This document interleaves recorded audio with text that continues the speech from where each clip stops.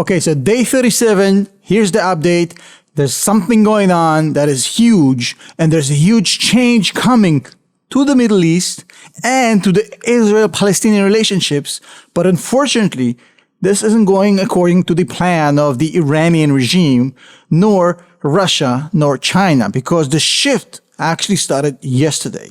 I'm going to give you all the updates from the ground, from the war, but the most important thing that happened yesterday did not happen on the battlefield. It actually happened during the Arab League summit in Riyadh. Now, I promised you an update about what's going on with the Arab League, and this is nothing less than earth-shattering. This is insane. There's so much that happened underneath the surface, and nobody in mainstream media is talking about how insane this is.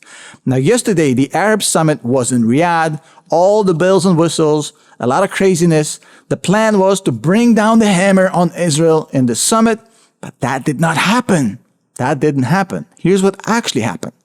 So all the Arab leaders came out, and the Iranians, because they're not Arab, and basically spoke about how horrible Israel is, including President Assad from Syria, who we haven't seen for 12 years because he's been shunned by the Arab community for committing war crimes on his own people. So he was brought out by the Iranians, who are now de facto the rulers of Syria, because he's just a puppet at this point, just to parade him around. And he was saying that Israel is committing war crimes. Everybody was saying Israel is so horrible, etc., etc., etc. The idea was to showcase a united front.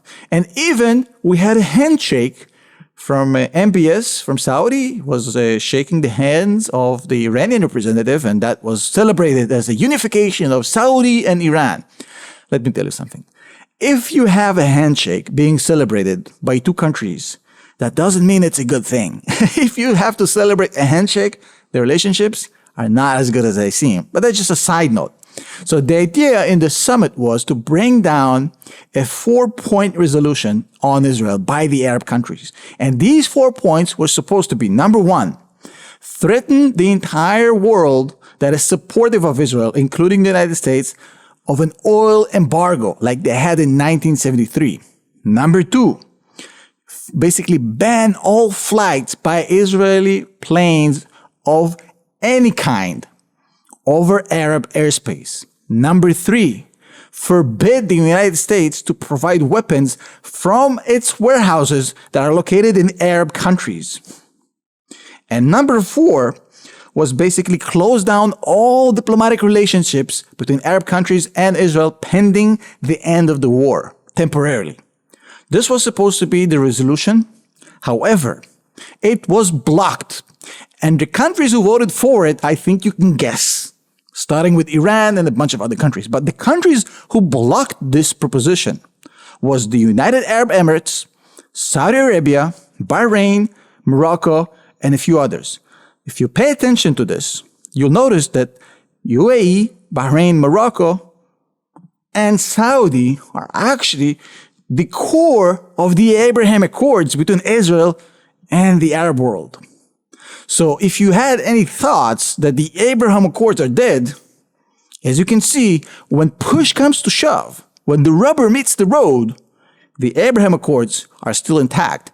Not to mention that Jordan and Egypt also voted against it.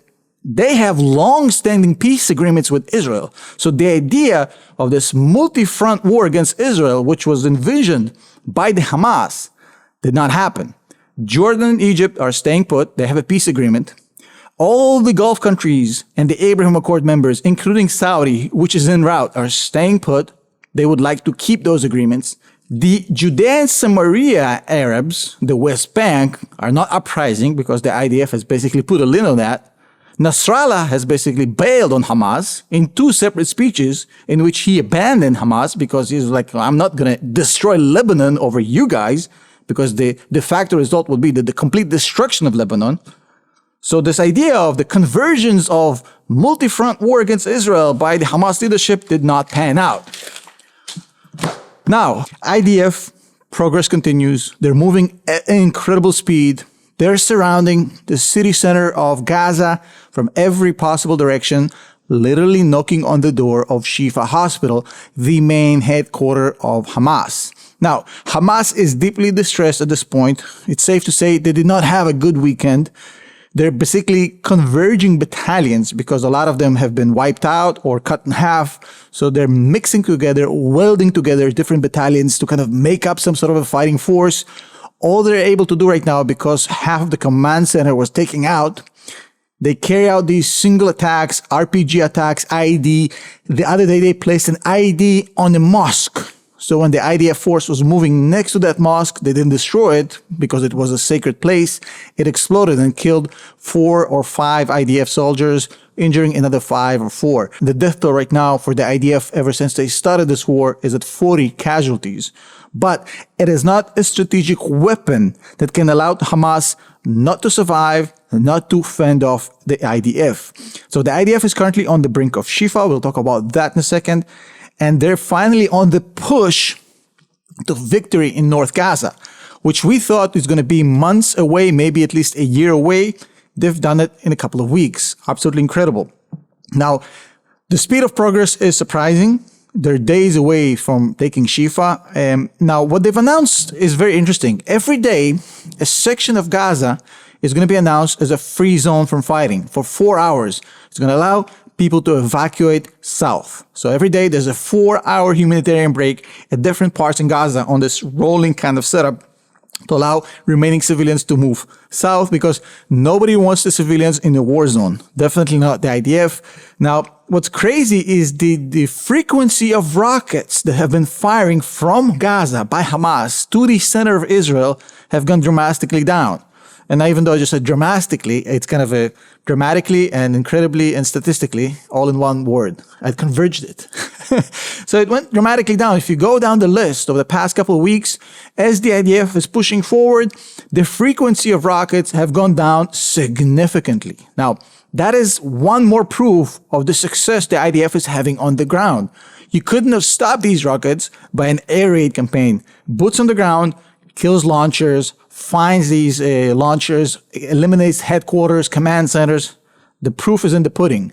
Now, Israel just announced they've actually sold the David Sling air defense system to Finland today for 320 million euros. Now, what I found interesting about it is that it seems that the intention of Hamas was to wage a war in Israel that is also going to be an economic war, because Israel is going to call up a lot of reservists, and the market is going to be closed, and the rockets and all this stuff. So the idea was, let's cause Israel also some economic damage by this war. Israel just made, seems, lemonade out of the lemons.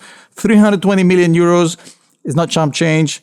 And I think there's going to be a lot more bidders for this, because this system has been so far 100% accurate in this most recent war. Now, on the ground, just a final few updates. Shati neighborhood is now fully held by IDF. Jabalia is literally on the brink, and the 3 hospitals, Al-Quds, Indonesia, and Shifa, are surrounded and are on the brink of being taken by the IDF.